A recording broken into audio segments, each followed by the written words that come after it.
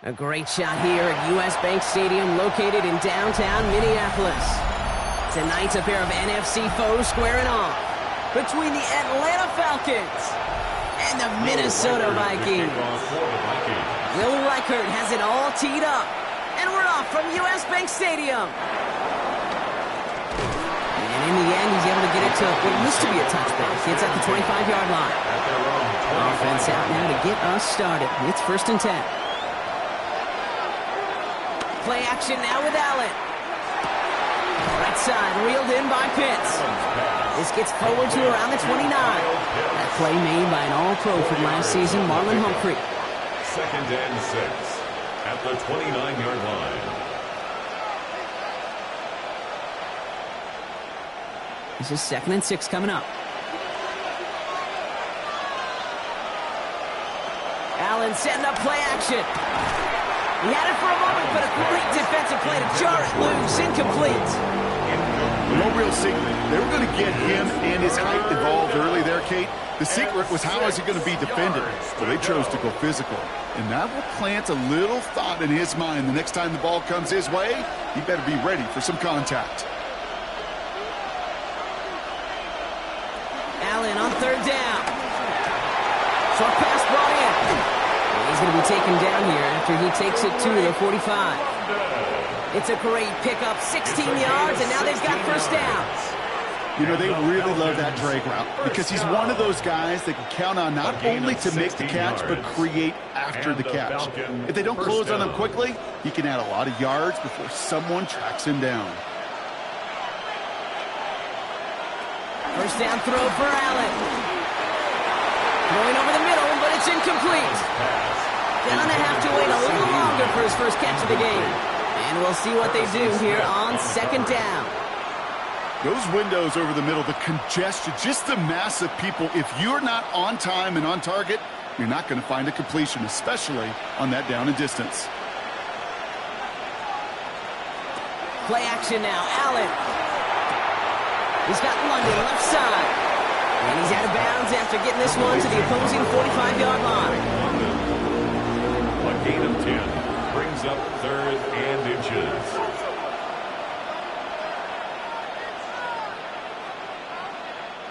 All right, looks like they're going to try to power this across. Goal line formation on 3rd and inches. QB sneak coming. And they're going to down him by contact as they've got enough for a new set of downs.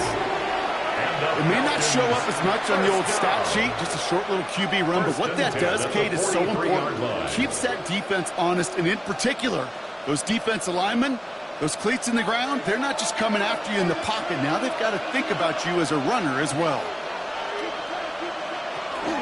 They're going to run it here. It's Bijan Robinson. And this run is going to push him inside the 40. Give him 7 there. Brought down at the 35-yard line. 8 yards on the pickup. Brings up 2nd and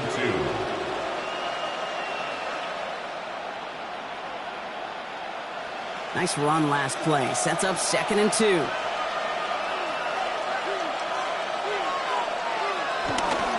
A toss now to Robinson. And this is going to get him into the red zone. He's at the 18-yard line. It's a gain of 17 on that one. And the Falcons will have a 1st. That's another. Oh, that vision he has when he gets into space like a chess master. Seeing multiple moves ahead of time. He knows who's going to attack and at what angles, and he maneuvers his way through before someone can finally get to him. Oh, he taps it quick to the receiver coming across here. And he's sent out of bounds after an 8-yard pickup, so they've got 2nd and 2. Out of bounds, down at the 10-yard line. It's a gain of 9. Brings up 2nd and a yard.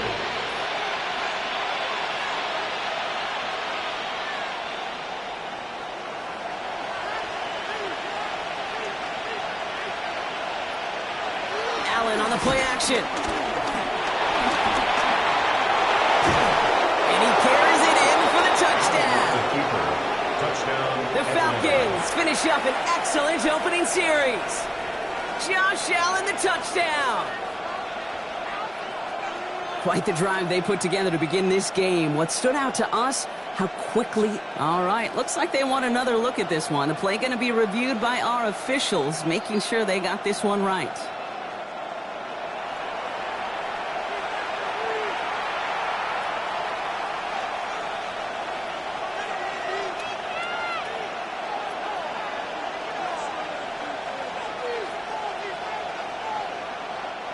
This drive has been excellent. A few shots now. It's starting with 6 as they come up on it. First and goal. Robinson will not score. The defense holds and stops him toward that goal line. These big D tackles in this league, they love weaponizing their size right in the middle of the field. It is so hard to clear lane against him. And once he got his paw on him, it was dead on arrival. Another chance to get that lone yard. Here's second and goal. Again, it's Robinson. And this time he gets in for the Atlanta touchdown. The Falcons finish up an excellent opening series. It's a Bijan Robinson touchdown. So a very run-heavy approach to this one thus far. Hard to argue with the results as they start out with a touchdown, Brock. Yep, even in a passing league, Kate, it's how a lot of teams like to start, right? Everybody loves to think of winning the line of scrimmage. Why? It sets up play action. It makes your protections a little bit easier. Win the line of scrimmage in this league, you have to win the game.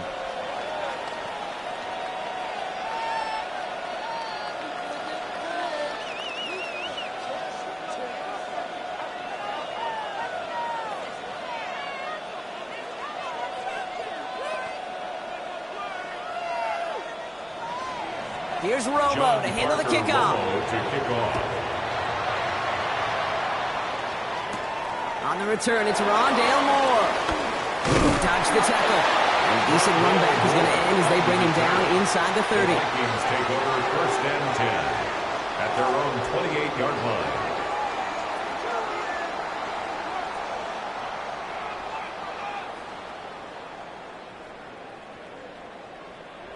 Vikings to the line now. Here's first and 10.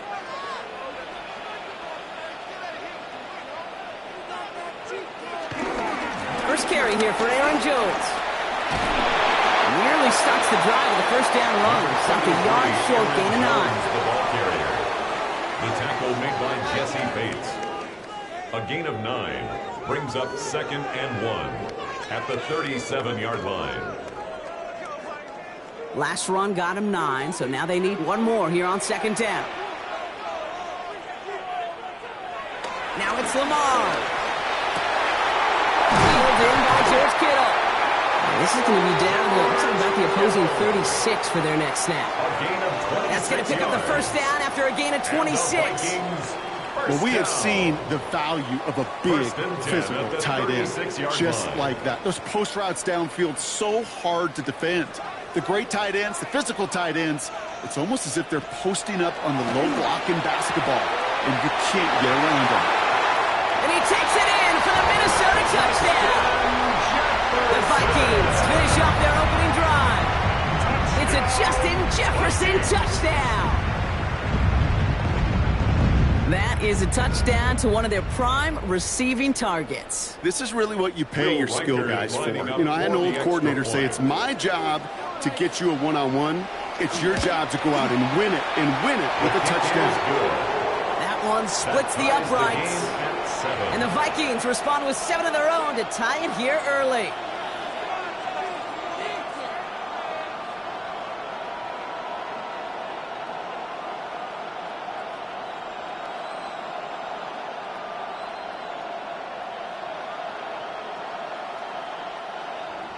Now after tying this game up, they're all set to send her away.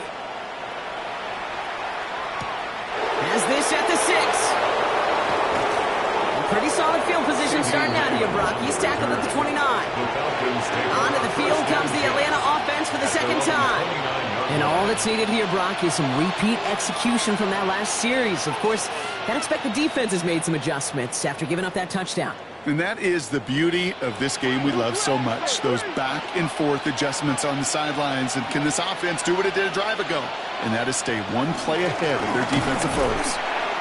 And they take him down after just a small gain on the final play of the first. And that is the end of our first quarter. Both teams neck and neck so far. More from US Bank Stadium after the break.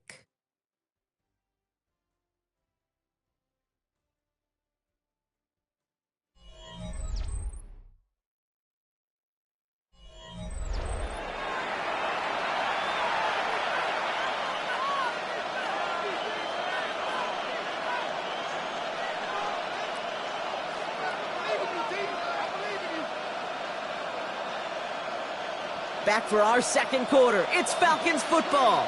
They'll begin the quarter with 2nd and 8. Motioning him from the slot right. Complete. It's Bijan Robinson. And he's going to bring it up to the 40-yard line before he's stopped. It's a pickup of 9 yards. And it's good for an Atlanta first down. And the Falcons. So often we hear of a pass and catch downfield taking timing and anticipation. Well, the screen is actually something that takes a lot of practice reps. There are so many moving parts, from the lineman to the running back to the timing with the quarterback. That's well done.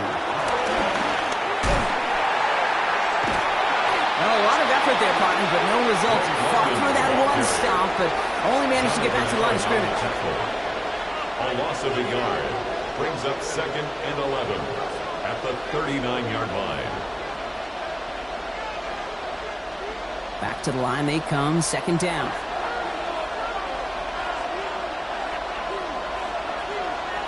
Working from the gun, it's Allen. Another one here to London. And he's going to get this up to the 45 before he's blocked down. A gain of 6 yards. And it's 3rd down.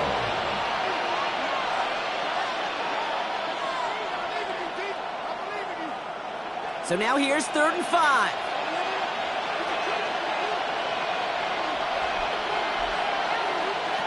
From the shotgun, it's Allen. As Cox, he's got Lamb.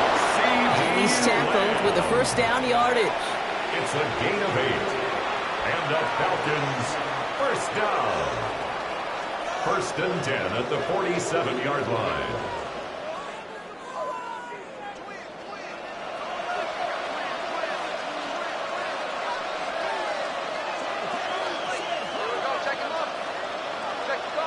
Receiver in motion, going left. On first down, Allen. Lamb has another one. And they're going to bring him down at the 36. And that one goes for a gain of 11. And the Falcons will have a first. That's another. Okay, when Bill Walsh was implementing the drag route with the 49ers in the 80s, it sounded the same way as it did with Mike Holmgren and me with the Seahawks in the 2000s versus man on a drag route, run away. You see zone coverage, settle down, give your quarterback his numbers, and you can find a completion just like that. Escapes the defender. Delivers another move. And he's taken out of bounds as he gets it down near the red zone. He picks up 15 on the play. And it's good for an Atlanta first down. First down. Hey, look, Kate, you can't just ask one tackler to go mano-a-mano and stop this guy. You got to have the cavalry coming. One guy makes a hit, the others are there to clean up and pile on, because one-on-one, he's going to run right through you. He's got him 6 yards on that carry. It's 2nd down. Taken down at the 14-yard line. A 7-yard pickup brings up 2nd and 3.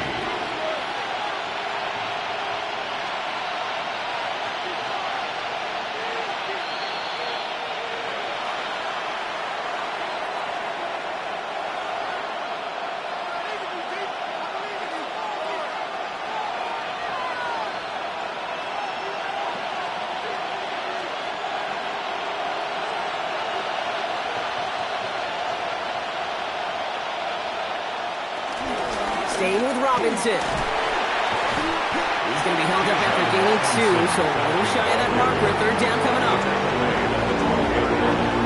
It's a gain of 3. Brings up 3rd and inches.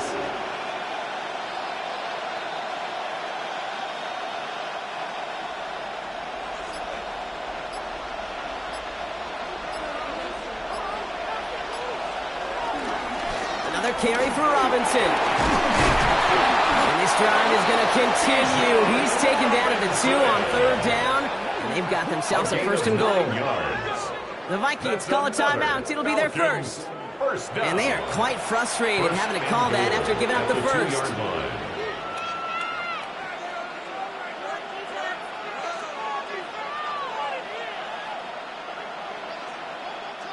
Offense in position now. It's 1st and goal. Operating from the gun, it's Allen. Touchdown, Atlanta! The Falcons get some late points and the lead. Kyle Pitts with a touchdown. So, Brock, this offense starting to find its rhythm a bit as they finish things with a touchdown there to give them the lead. And the key word there that you said is finish, because you want to have that mindset, even in early in the game, that field goals aren't going to cut it. So that's great work to make sure they finish with 6 points. That one right down the middle. And the Falcons break that tie and now lead by 7.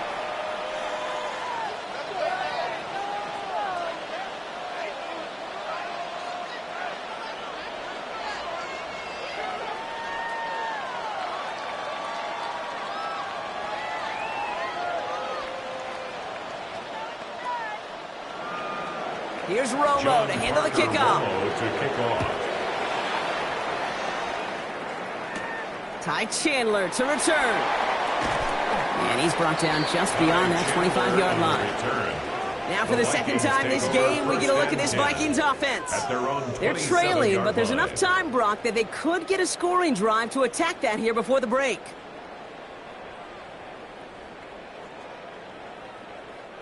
First call here coming from the shotgun. Lamar now from the gun. Hits him on the out route. And he's going to be out of bounds after it looks like about a yard there. Second down coming up. Out of bounds at the 28-yard line. A gain of 2. Brings up 2nd and 8.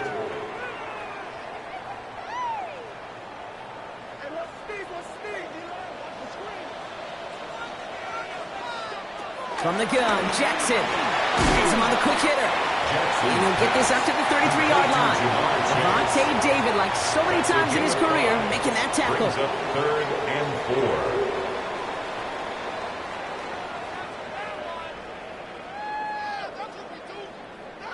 4. The Falcons going nickel, 3rd down. Out of the gun, here's Jackson. It's caught, Chase has it. And they're going to have this up to the 44-yard line as they haul him down. Minnesota spends its 2nd time out here.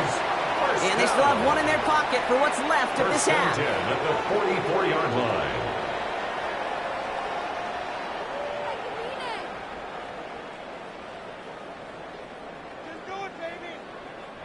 From the 44-yard line now, 1st and 10.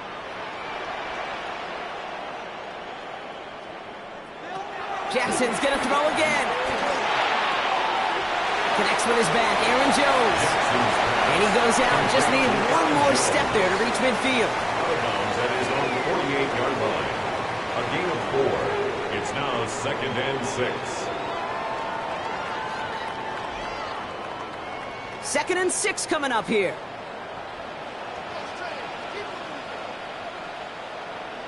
Lamar throwing again. And he's going to be drugged down. Looks like that's that 37-yard line. Give him 15 yards on the pickup there. And it'll bring up a Minnesota 1st down. 1st down. 1st and 10 at the 37-yard line. Markers reset, ball at the 37. And again, it's Jackson. Finds him over the middle. And they haul him down just a foot or two shy of the red zone. Now with 2 seconds left, we get the expected timeout from this offense. They're in great shape to get 3 here entering the half.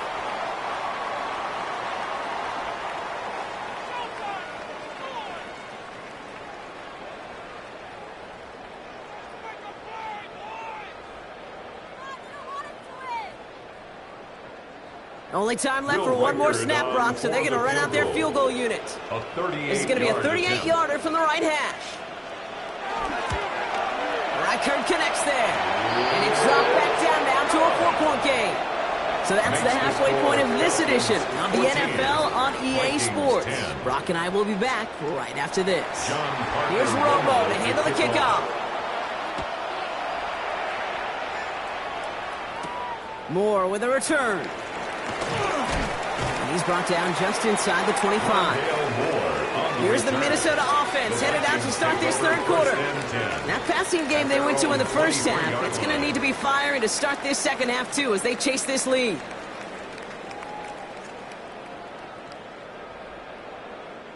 Minnesota into formation. It's 1st and 10. Jones with a run to start the third quarter. And this drive's quickly headed in the wrong direction. First play set down behind the line. Brought down behind the line of Hey, scrimmage. range is not an optional feature for middle linebackers in today's game. It's a prerequisite for the job. And this guy definitely has it. Followed that play from the start, and he ended it with a loss. Gave away a couple on the first down run. Now it's going to be 2nd and 12. Shotgun snap to Jackson. Completed over the middle. And he's going to be brought down at the 28-yard line. That's a gain of 7. Brings up 3rd and 5.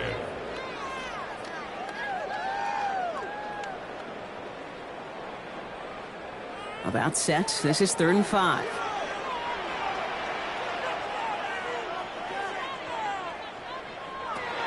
Now it's Jackson. Short pass brought in. And he crosses the sideline a yard or 2 beyond, it looks like the 30. A gain of 5. Awareness. You've got to be aware. Play caller, quarterback, receiver have to be aware of where the sticks are. That route just not enough, not deep enough to extend the drive and move the chains. Now we'll see Ryan Wright come on for the Vikings to punt this away on 4th.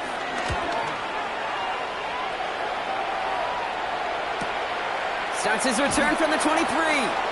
And he's brought down before the return gets far. Here's the Falcon offense headed out. And that lead they've got, Brock, they are never going to have to worry about losing it if they keep scoring every time they touch this football. Is that how it works? It surprisingly is. You know, if you have the lead and you don't lose it, you win. And that type of start, well, you wanted all 17 games of a season, but you're lucky to get it more than once. Drive begins with a run. It's Robinson. And he needed his 6 yards to begin this one. We've got 2nd and 4.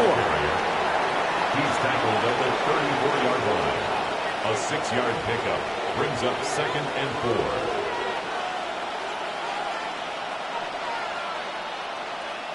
4. Run picks up 6, so that means it's 2nd and 4.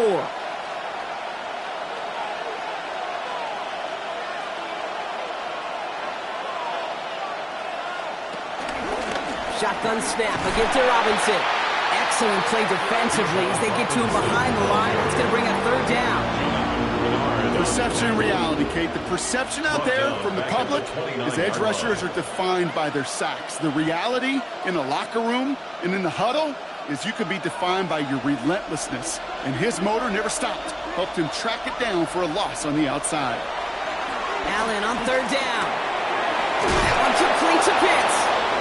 And he's going to be brought down here at the 42. It's a 13-yard play, and that's enough for the first. And the Falcons, 1st down. 1st and 10 at the 42-yard line.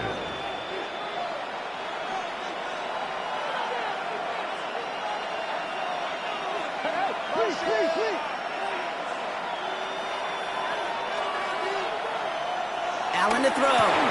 That's Lamb running the slant. And they push this down to the opposing 47-yard line. That's an 11-yard pickup, and it gives them the 1st down. That's another Falcons 1st down. A gain of 11 on the play. And a Falcon 1st down.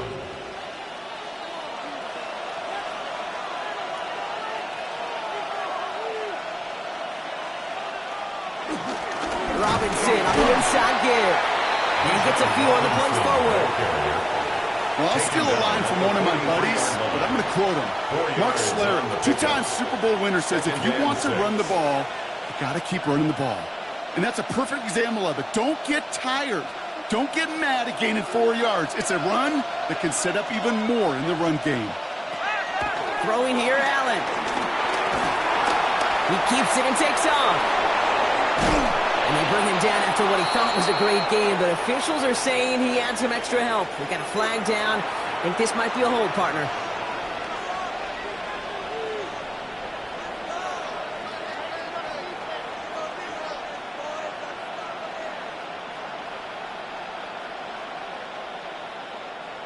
So this is going to be second down and long following the holding flag. Now Allen. They'll try to set up a screen. Here's Robinson. He's forced out of bounds after a nice play there, but still, Brock, not enough to avoid third down. I know that completion doesn't move the chains. I love it nonetheless. You make sure that defense is aware of every eligible player going out, and this time it was out of the backfield with the running back that shows he's adept at catching it as well. Allen on 3rd and 2. He'll make a big play on the ground. And he's able to get this to the 32 before going down.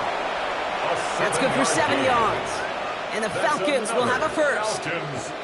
You know, before the snap, right before the snap, you may have to take off if the read isn't there. That was a great adjustment made at the perfect time for the first down.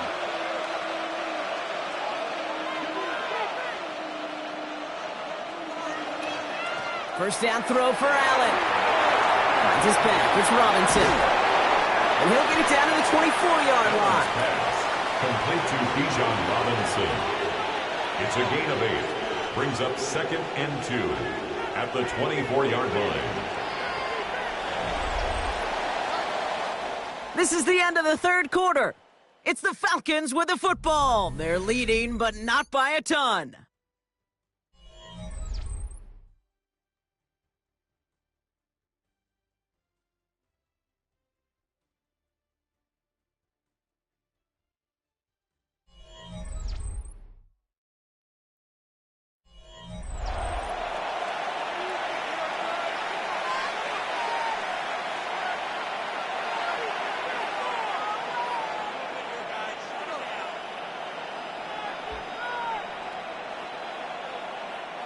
Offense is set. This is 2nd and 2. Now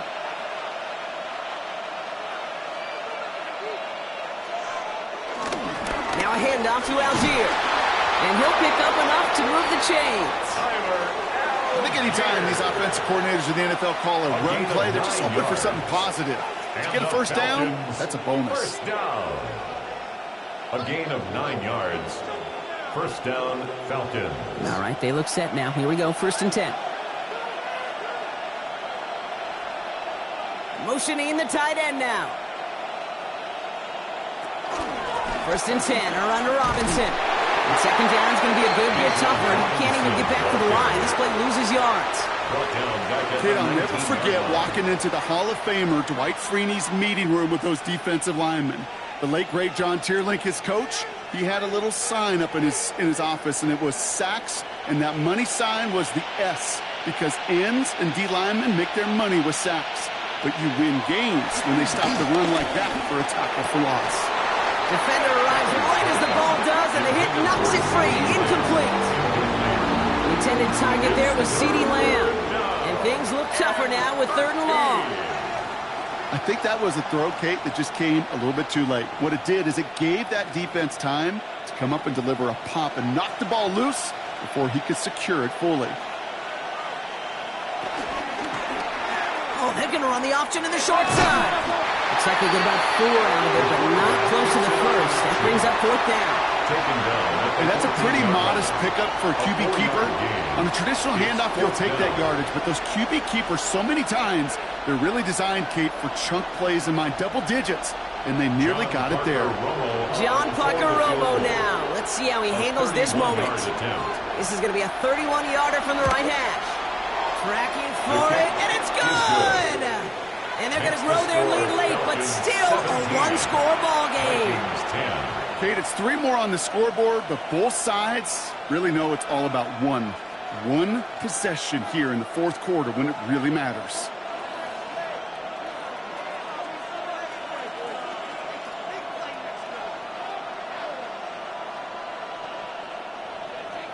Here's Romo to handle the kickoff. Chandler now on the return. And this drive will start inside the 25. The Vikings taking the field on offense. They were only on the field for 3 plays their prior series, Brock. Let's see what changes they make to take over here.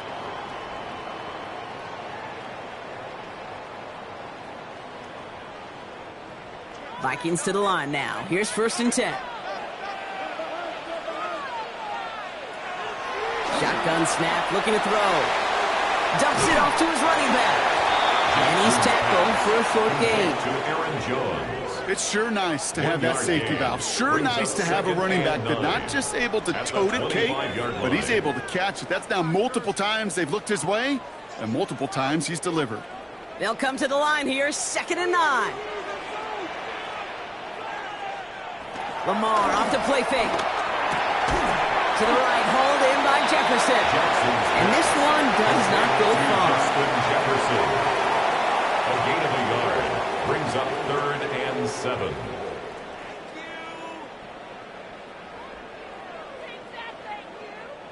Falcons bringing out an extra defensive back for 3rd down.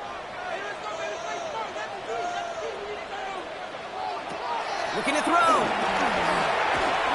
He's running for it. And he's all the way across midfield, down inside that 45-yard line.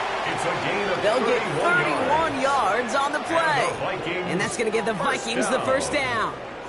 1st and 10 at the 43-yard line. So the big play gets him inside the opposing 45, Brock, with a new set of downs to boot. Play fake, Jackson. Calls his own number again. He'll maybe get 2 out of that, so that play brings us to the 2-minute warning. David Onyemata brought him down. 2 yards on the pickup. It's 2nd and 8 at the Falcons' 41-yard line.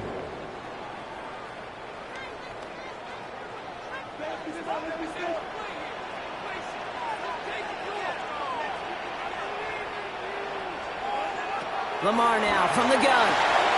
That's complete. Here's Jones. And he's only able to manage 1 yard. That's going to take us to the 2-minute warning. That's a defense's goal, right, Kate? Just get us to 3rd down so we can have a chance to get off the field. And that was a good adjustment on that stop in particular, when the back ended up being the target, and they were able to keep him short of the sticks. 3rd down, they need 7. Throwing now. Running a screen now for Jones. And he's trying to get away, but unable to do so. They catch him behind the line on 3rd down. A loss of 5. Well, that's one of the moments as a QB, you just feel like those defenders are in your huddle. To drop them for a loss on 3rd down can't happen. That's an incredibly quick read by the defense. The deficit is 7, so they have to convert here on 4th down. He brings it in. And they do not get a desperately needed 1st down. He doesn't make it, and they still trail after the turnover on downs. Here's Atlanta ready to take over possession.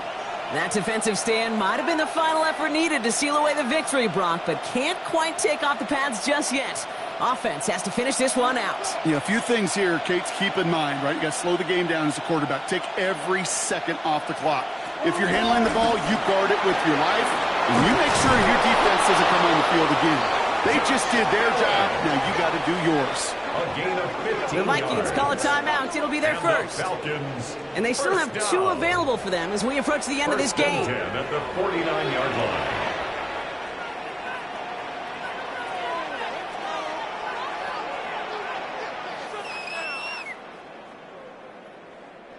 One play in, Brock, and this drive is already in enemy territory. From the gun, it's Robinson. And they get him for a loss. That's a big one, Brock, and might see them burn a timeout.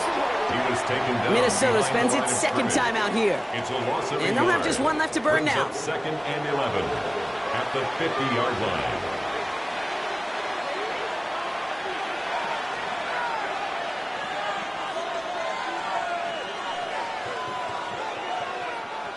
Offense to the line, 2nd down.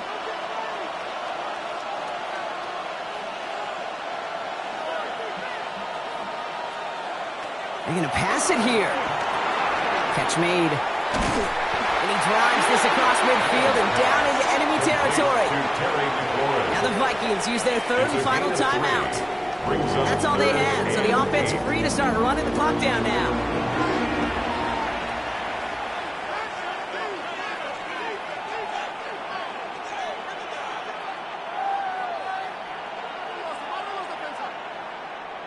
Setting up for the kneel down on third.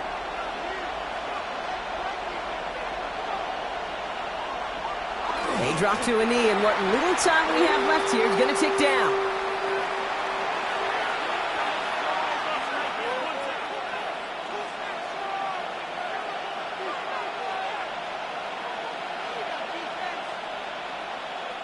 So with the Falcons set to punt on fourth, on comes Bradley Pinion. And he's got a good chance to really stick him deep his first time out. And they avoid a return on the play. This one bounces and gets out at the 25-yard line. The Vikings offense back to the field now. And as they get set, partner, gotta imagine they're bringing some urgency with them to the field this drive, too. Yeah, I think you and I both know in calling these NFL games that sense of urgency can be replaced by full-blown panic in a hurry. So find a way to possess the ball and, more importantly, score some points. Setting up to pass. To the left side and reeled in by Kittle. And he's up to the 35-yard line as they reel him in. To George Kittle. 10 yards on the pickup. So the Falcons will fly home with a win on the road. And there was no easing up. It took some white knuckling until the very end, but their defense carried that small lead through to the finish line as they escape with a victory. With Brock Huard and our entire crew, I'm Kate Scott. You've been watching the NFL on EA Sports. A well-earned win for the Falcons as we bid you farewell from Minneapolis.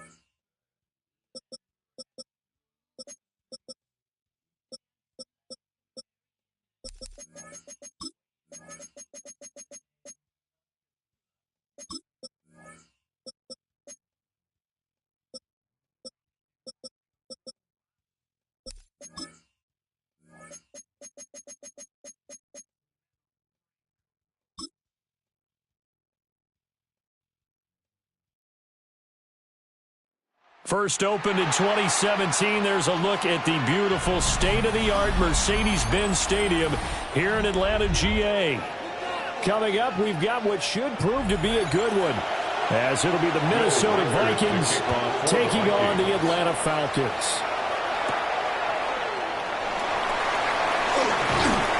And he's up across the 25 and down at the 28. The Falcons take over first and 10. At their own 28-yard line. A run for the first time with Bijan Robinson. And he can only manage to get a couple. Second and 8 coming up.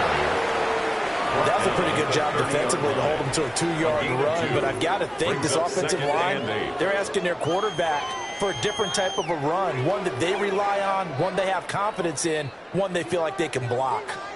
This is second and 8.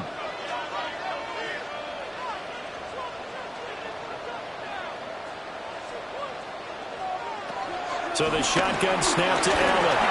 Now he's going to step up and run. Allen, nifty footwork.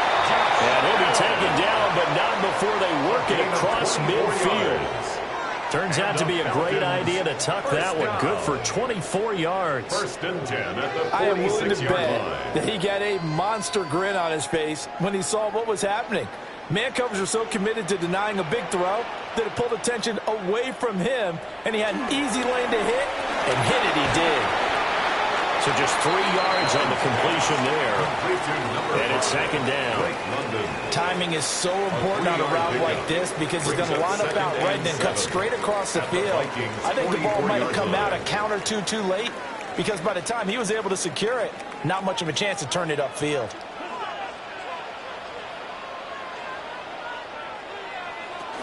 Straight ahead, it's Robinson. Able to slither by. And he'll go down here at the 35-yard line. 9 yards to pick up there, and it's a first down. For a lot of guys playing this game, there's no better feeling than running right through a tackle. He's able to lower center of gravity and turn his legs for a really nice pickup.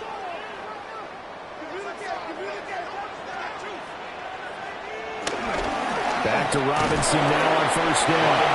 And nothing doing. He's immediately taken down at the line of scrimmage.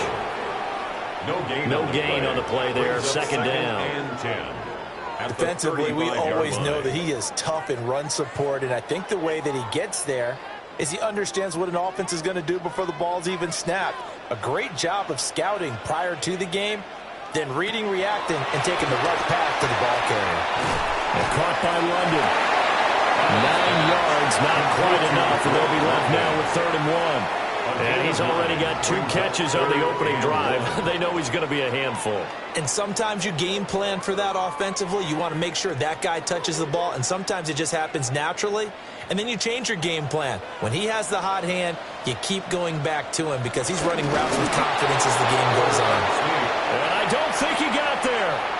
No, they stop him right where it all started. Only a yard on the sneak, not enough. And he's a few inches short for 4th down. They tried their best to pick up that 3rd and 1, but their surge wasn't enough to counteract what came back at them from the defensive side, was it? Offensive line, especially in the middle, looked like they were on skates a little bit when that one started. So now we bring up 4th and inches. This will be a critical call. Even though they didn't find the end zone, they have to be pretty pleased with how they moved the ball on the ground because we know that that was one of their big goals in this game. And that really goes through the entire offense because when you're running the ball effectively, just about everyone's involved. It's not just the guy carrying the football. It's everyone blocking for him, both inside and on the perimeter. The kickoff team on the field now as they will send this one away.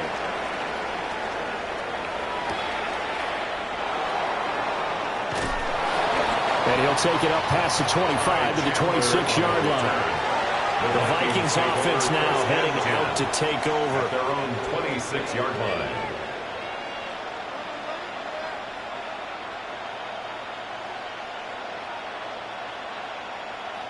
Looking to put a drive together.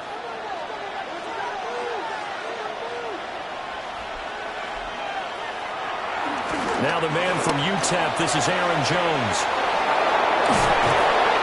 Oh, he shakes himself free. And he has a big gain inside the 40 before being dropped. It's a gain of 35. All right, I've got to be careful here. All right, he's on the plus side of 30. There may be a little gray in the beard, but that's not slowing down his speed as far as he's concerned. What he's saying, I'm on the plus side of 30. Well, if you're on the plus side of 30, you don't know what I'm on the plus side of. All I know is that run right there, let us know there's still some life in those legs. Absolutely, still got a lot of life left in those legs. Well, that one drops down, incomplete. Good coverage there, forced the ball free, and it's second down. Have to give some credit to the defender on that when he read all of his keys perfectly and got a great break on the ball and able to force that incompletion. Off the play fake. Here's Jackson. Into a double team, and it's intercepted. Picked up by Jesse Bates. And the Falcons are going to take over once again, and they'll have it at their own 8-yard line. About set to begin their next drive, the Falcons offense at the line. They got the ball now following a big play, keeping the other guys out of the end zone. Now they'll start deep in their own territory, 1st and 10. 8 yards on the pickup, and now they'll have some options on 2nd and short. A nice run here early on. It doesn't take a great play caller to realize you want to establish a guy of his caliber with runs like this early because they will pay dividends as the game progresses. The decision to keep it turns out to be a good one. 11 yards in the first down. How about that there? No frills, no additives, right? Nothing crazy. Just find a way to pick up the first down. A nice run right there. Back-to-back good plays have them on the move on 1st down. They'll bring the tight end in motion right here. On 1st and 10, it's Robinson. This will be stopped about 2 yards shy of the marker. 8-yard gain, 2nd and 2. 3-0 after 1 on EA Sports.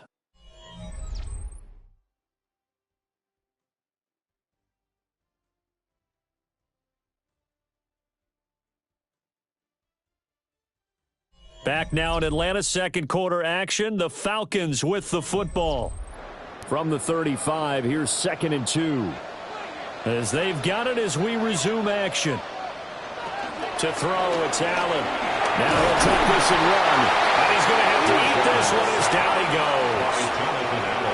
Multiple players combined for their team's first sack of the game. And this is a quarterback who's already had success on the ground in this first half, but this time they're able to hem him in. And it's always different when you rush a mobile quarterback as opposed to a guy you know will be right back in the pocket. In this case, you got to make sure the inside pressure and the outside pressure match, and maybe even a second wave to make sure if he squirts free, you got someone to tackle him. And this pass broken up. The contact well timed there, and now 4th down. 1 first down here, and that's all, folks. Good work by this defense to hold things in check and force a punting situation. The punt team on now as Pinion sends this one away. The call for a fair catch, and it's made at about the 23-yard line. A 41-yard punt there with no return. And the Vikings will take over here, 1st and 10.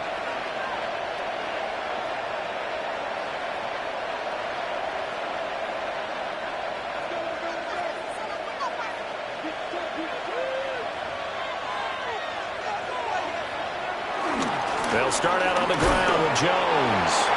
Nowhere to go that time. Might have got a yard up to the 25. Yeah, things were pretty stacked up there in the middle of the line. A lot of bodies, not much space. I think ultimately he was fortunate to get anything out of that run. They work now on 2nd and 9.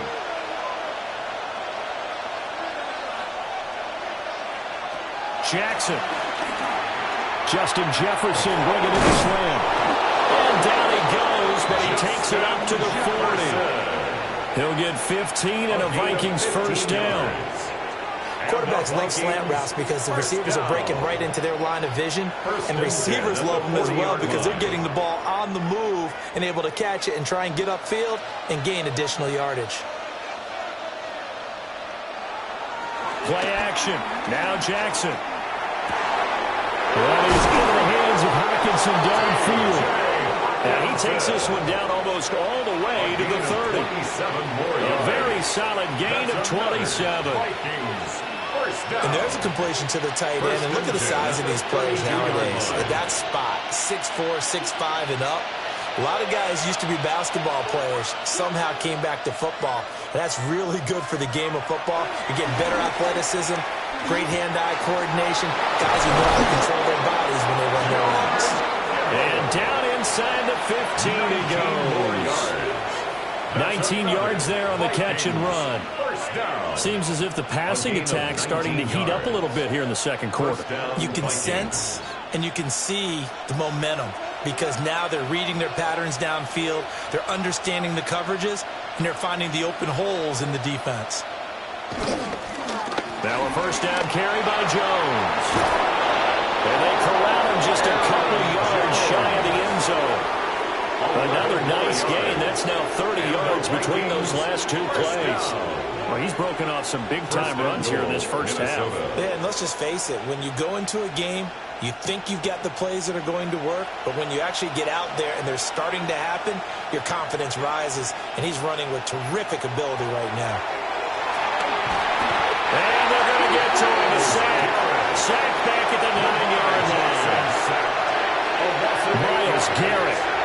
It'll go as a loss of about 8 as he gets in there to drop him.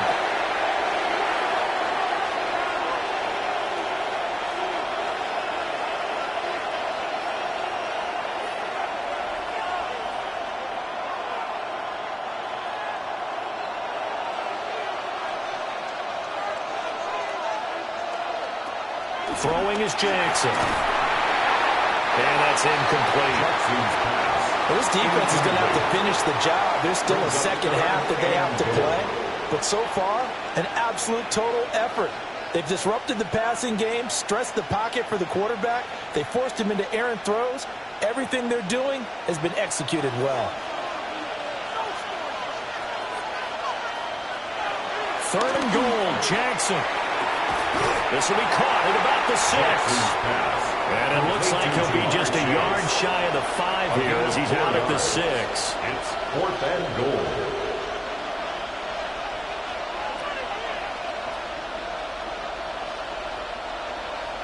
Now the Vikings will send out the special teams crew here for a field goal try. From the left half, should be a fairly easy one here. And his kick is good. And that will tie us at 3-3. That drive took him inside the 10. Good job defensively to hold him to 3. Yeah, I like how you did that. Give a little tip of the cap to the stop troops there because they didn't give up a touchdown in that situation, right? Made them kick the field goal. And, yeah, points went against them, but that feels a whole lot better running off the field.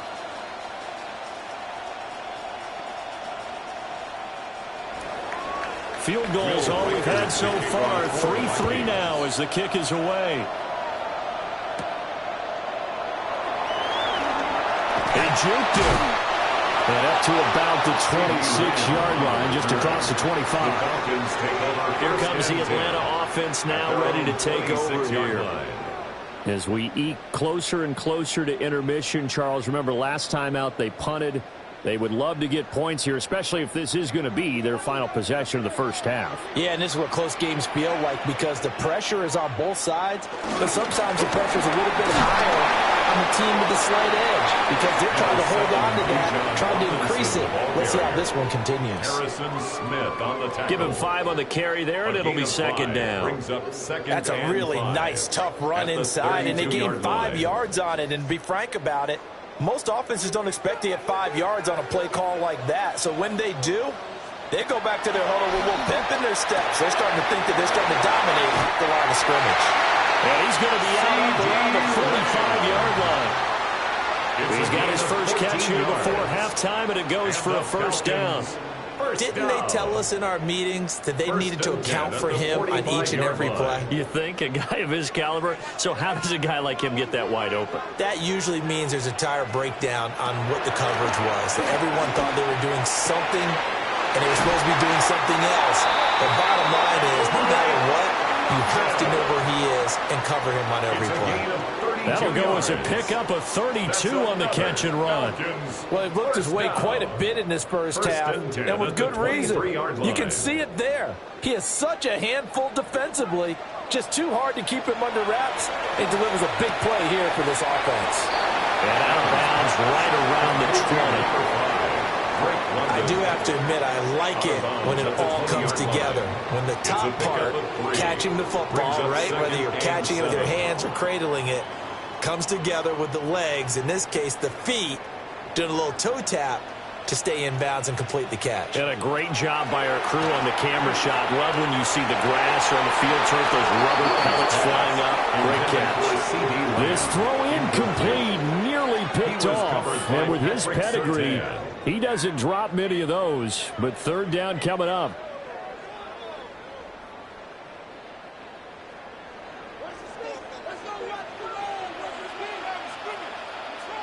Again, they'll throw with Allen. Work in the middle of the field, and he's got a man complete. Now the Falcons going to use one of their timeouts as they'll stop it with just over 40 seconds to go in the first half.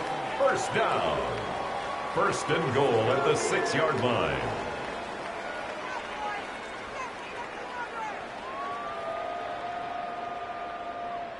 A kicker fest so far, all points via field goals. They're hoping to change that right here. Stay at home, stay at home, stay at home, stay at home. Allen going to throw. Now he's going to step up and run. And he is into the end zone for a Falcon touchdown.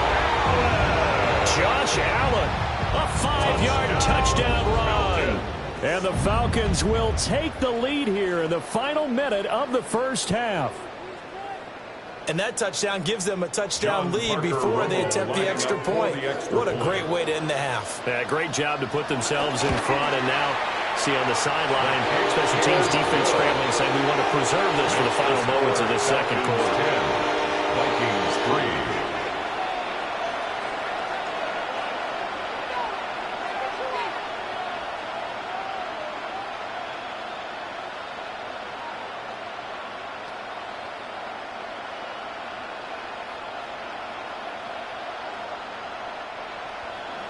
Atlanta's 11 ready to go, and they kick it away.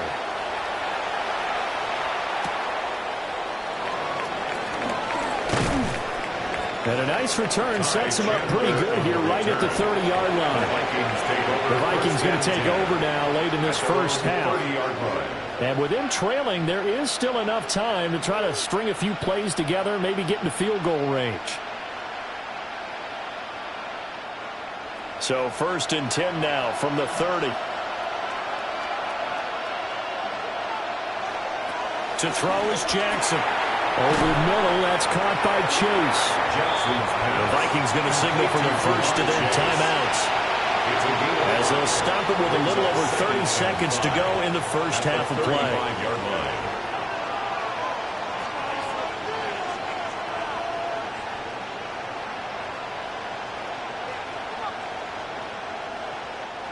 Ball on the 35. Here comes second and 5.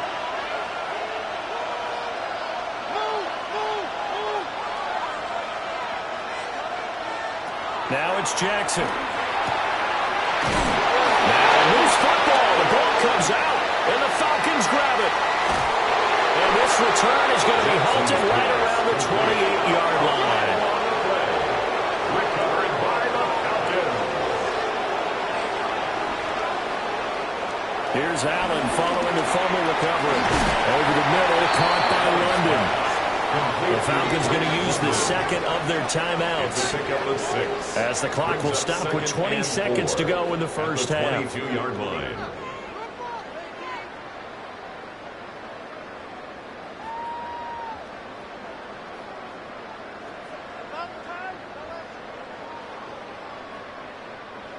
Second down and 4. Working out of the shotgun. Here's Allen. Throws right back to London. Complete again. There he is into the end zone for a Falcon touchdown. Drake London, as the first half is winding down. And the Falcons will extend their lead here just before halftime. Now the extra point try forthcoming. For the extra point. It's up and good, and that makes it 17-3.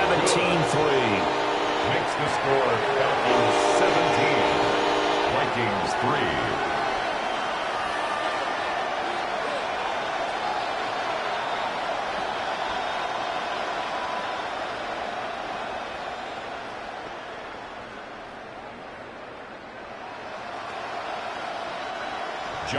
So not much time to speak of remaining in this first half as the kick's away. And they'll let that one go as it skips through the back of the end zone for a touchback. And the Vikings going to take over here one more time before the half. And with time quickly fading here in the second quarter, not sure how aggressively, offensively they want to play this. I think we'll find out just how much they trust their guys in this situation if they decide to take a shot. Now Jackson. And that'll be incomplete with 11 seconds remaining now. That was all about the defender making life difficult for the receiver. Very tough for a guy to hold on to the football through all that contact. He ends up forcing the incompletion. Second and 10. And Chase will go in motion left. Here's Jackson to throw. Incomplete. And we're down to 8 seconds now. Going with a dime look on defense. 2 extra defensive backs on the field and covered up essentially every blade of grass. That allowed them to disrupt the play. Now they face a 3rd and 10 after back-to-back incompletions.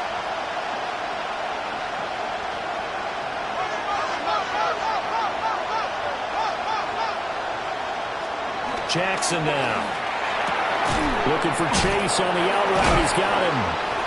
And a pretty nice tackle there. Ranging up from his free safety spot as he'll stop him about a yard short. And we're going to get a timeout with 2 seconds remaining in the second quarter.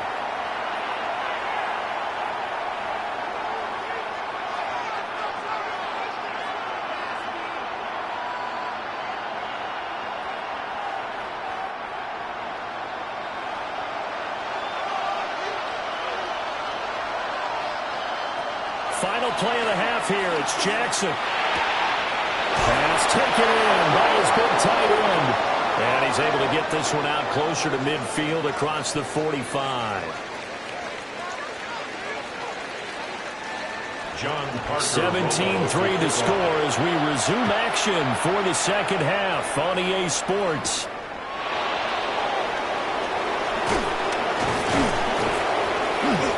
Good starting field position. He'll get this one all the way up to about the 35-yard line. And the Vikings offense set to go to work to begin this third quarter. And they're still very much in this game, although they do trail. What's the game plan, Charles, for the second half? It might be a little counterintuitive because most people will think losing equals passing the ball more, but I'd establish the running game. They kind of went away from it in the first half. I think if they get back in balance, it'll help them when they put the ball back in the air. And that is incomplete. Oh, the coverage a little too good there, and it's second down. It's been clear in this matchup which side has been the more physical one. It's been this defense. And here's another example on that last play. Here's 2nd and 10.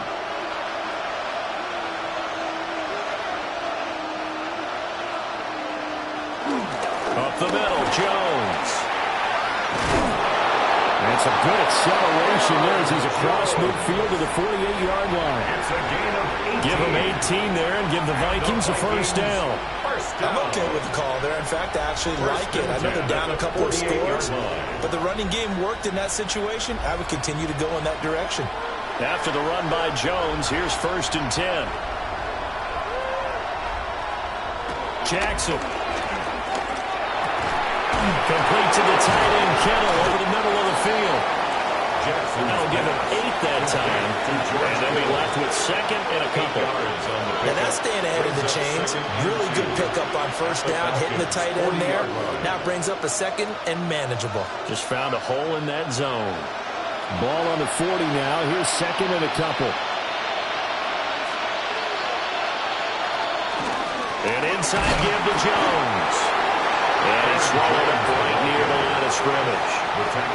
He got maybe a half yard at most, but officially they'll be left with a 3rd and 2. And the big fella stuffed that one up in a big way. I think doubling him has to be a priority because you can't move up to the next level if you don't take care of him first.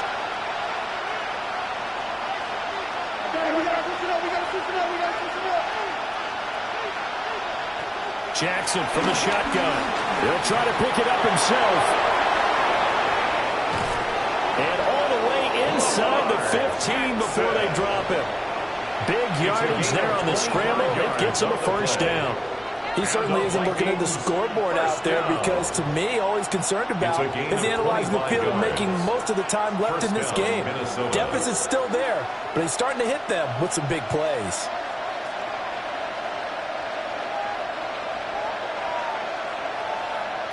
Here's Jackson to Jefferson on the slant. And he'll be taken down at the 2-yard line. Just his 2nd catch of the game so far. This one moves the chains. It's all pretty simple sometimes, isn't it? Go where the defenders are not, and he does exactly that. Makes a nice catch to move the chains. Defense, got to find a better way of accounting for the shorter routes that are being run against them. Now it's Jackson. There's Hawkinson in the end zone. Touchdown, Vikings. A 1-yard touchdown pass. And the Vikings have got it back to within a score. That's a score you felt they had to have here in the 3rd quarter to get back in this game. And you know that there's an emphasis on their side. Hey, we know this. We know where we are. But sometimes that binds you up so much that you try too hard, you don't get the score. A perfect combination of urgency, yet relaxed enough to get it done.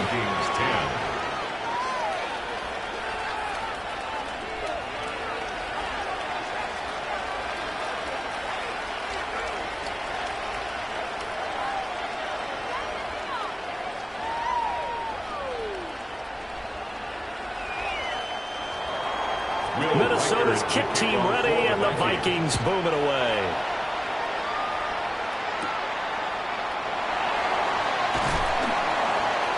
And able to get this across the 20, but not much further as he's dropped it to 23-yard line. Here comes the Falcons offense. It's their first possession of the 2nd half now. And maybe some renewed pressure on this unit following the touchdown a moment ago. It's back to a 1-score game.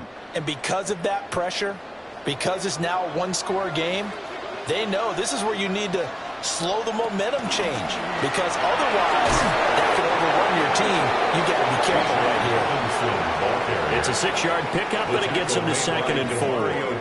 Well, it's time for them to be good teammates right here, and what I mean by that is possess the ball for a little while, get at least 2 first downs, give their defense a chance to settle down a little bit after they give up a touchdown. Here now, 2nd and 4. Again, it's Robinson. And he'll be upended at the 33 following a gain of 3. And guess what? It brings up 3rd down. Well, you certainly have to give a little credit here because they're playing this game now at their pace. This is ball control football, sustained runs, taking their time, and making it work. Allen now on the sneak. And he's going to have a Falcons first down, at least at first glance, as they spot the football just beyond the marker. They find a way to convert on 3rd and inches. First and 10. I don't know about you, but I like this call. 3rd and inches, and instead of worrying about getting it back to a running back and maybe there's some penetration from the defensive front, just go ahead and take it, move forward, and pick up the first down. And as we say often, shows confidence in your offensive line. Well, that one drops down, incomplete. Good coverage there, forced the ball free, and it's 2nd down. 35-yard line. They certainly thought he had an open look beyond the first down marker to his receiver, but they just couldn't connect, and that will send them back to the drawing board. Atlanta, Georgia's the spot, and glad to have you along for the ride. 3rd quarter action, 2nd and 10. Able to hit his target lane. And he'll be tackled right on the chalk at a 45. It's a gain of 11, and the Falcons pick up the first. To win any route, you've got to break down the defender, and that's exactly what happened here on this really nicely executed curl route. So after 2 first downs, they get another here. 1st and 10 at the 45. Back to the ground with Robinson. And he's got it across the midfield strip and into Viking territory. 48 yards rushing for him now in the ball game. That's a strong pickup right there on first down, and as this drive goes on, we're seeing an offensive line and running game imposing its will. This 2nd and 4. Allen. This pass complete to McLaurin going across the middle. 25 yards there on the catch and run. That's another Falcons first down. 3 quarters in the books. This is the National Football League on EA Sports.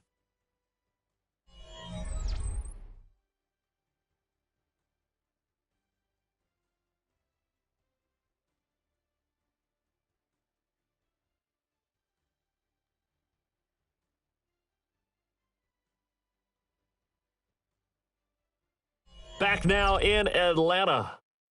It's the Falcons. They've got the football. They've got the lead as we get set to start the 4th. Allen now looks to throw. And this will be incomplete. Physical play on the football there, and it's 2nd down. Trying to get their tight end involved finally. That's the first time that they've looked his way. He's kind of been a forgotten man in this offensive scheme. Yeah, it didn't look his way at all in the first half, and I'll bet you the offensive coordinator made a note at the half and said, let's get him involved because he could be a big-time playmaker for us.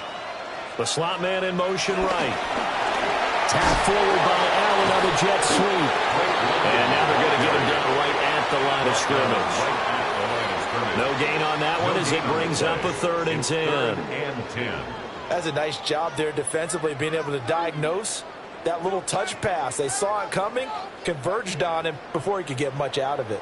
The Falcons on 3rd down. They've hit 2 for 4 thus far. This is 3rd and 10. And this pass broken up. And the contact well timed there, and now 4th down. It's 4th down. That's a good job there creating the contact to force the incompletion. And now since it's 4th down, that should set up a field goal situation. And a nice sigh of relief defensively to be able to hold them to 3. For the field goal.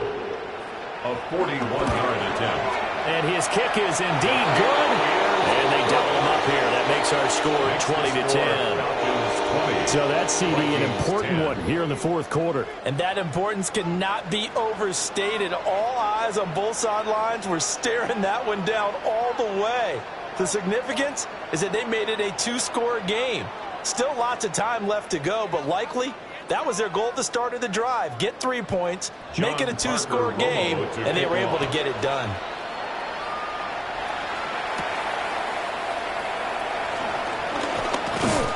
And it's a pretty good return here as he'll get this up to the 29. Minnesota's offense takes over possession. And the complexion of this one has changed a fair amount. That last field goal made it a 2-score game, so they need to get points out of this drive relatively quickly. Looking to put a drive together. Jackson. This one swung out here to Jones. This possession means so much for them. They've got to focus on this drive and find a way to make this a one-possession game. Got to get a score. Yeah, so good with a field goal. Don't necessarily need a touchdown. From the 32-yard line now, here's a 2nd down and 6. Throwing is Jackson. Got a man open. It's Chase. So give him 5 yards there on the pitch and catch. And it makes it 3rd down and 2 yards to go. Defensively, they're okay with that. Short little route, tackle him inbounds. Okay. All right, cliche alert. It's time for someone to make a play because they've got to have something bigger downfield. They can't just take what they give them. They've got to force it and make something big happen for them. And this pass broken up. Excellent coverage there on 3rd down, as that was not an easy one to hold on to. That's an excellent job right there on 3rd down. Like any defense, you never want to let them get anything started, and that would have been a 1st down. Instead, you saw the contact on time, no penalty, and before this drive could get wings, it's 4th down.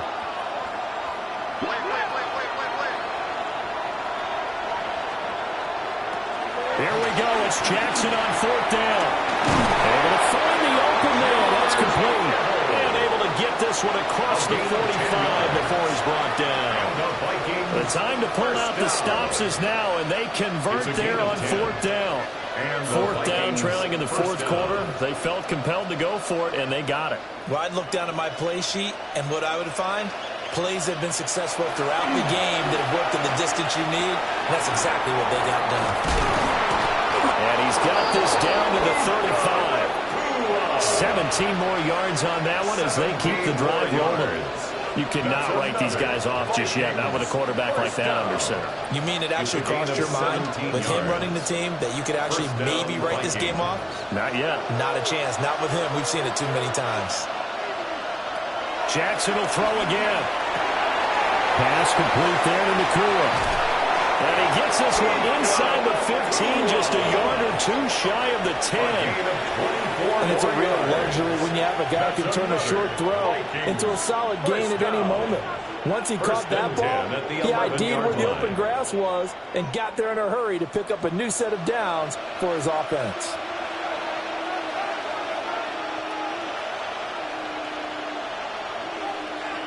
To throw is Jackson. Over the middle to Kittle, complete. And he'll get this forward only for about a yard, as that's going to take us to the 2-minute warning. At the 9-yard line.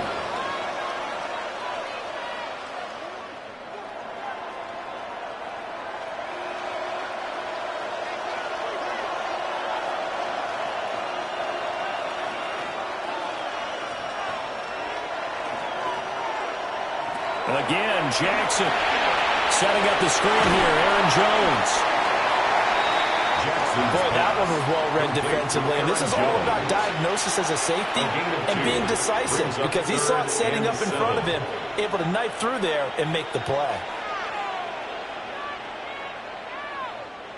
The sound reverberating here in the dome. This is 3rd down. Here's Jackson. And this is caught now for a late touchdown. So hold everything here. This one's not over yet. I'm not sure win-win is the proper term here, but it certainly felt like it. They got the touchdown they needed.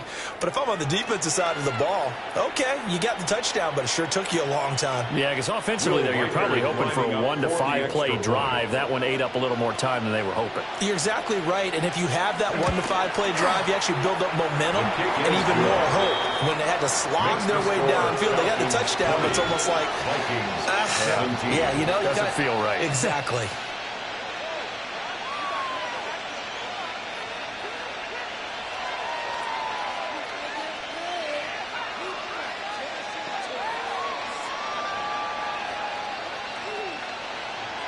A little less than 90 seconds to go. This will be an onside kick. And a good job here by the Falcons. Their hands team able to recover it. A tough one there. They certainly wanted that when they needed it, but they didn't absolutely have to get it. They still do have 3 timeouts. You're exactly right. They had to attempt it.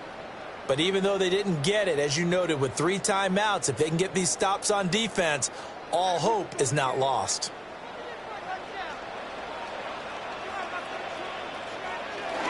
We got to have two hands on the football here as they run on first down. Now the defense going to use the first of their timeouts as they'll talk things over prior to this upcoming second down play. At the 42-yard line.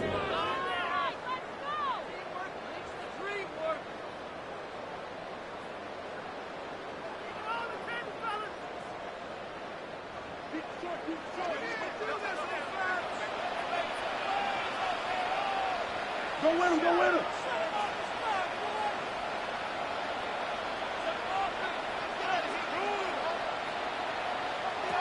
Allen to throw. Over the middle, caught by London.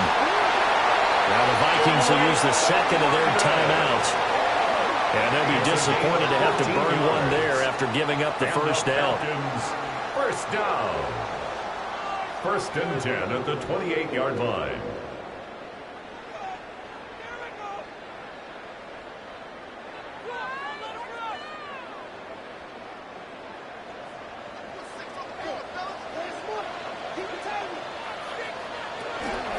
Robinson up the middle. And he is going to be stopped cold behind the line of scrimmage. The Vikings going to use their third and final timeout as they'll talk things over prior to this upcoming second down play.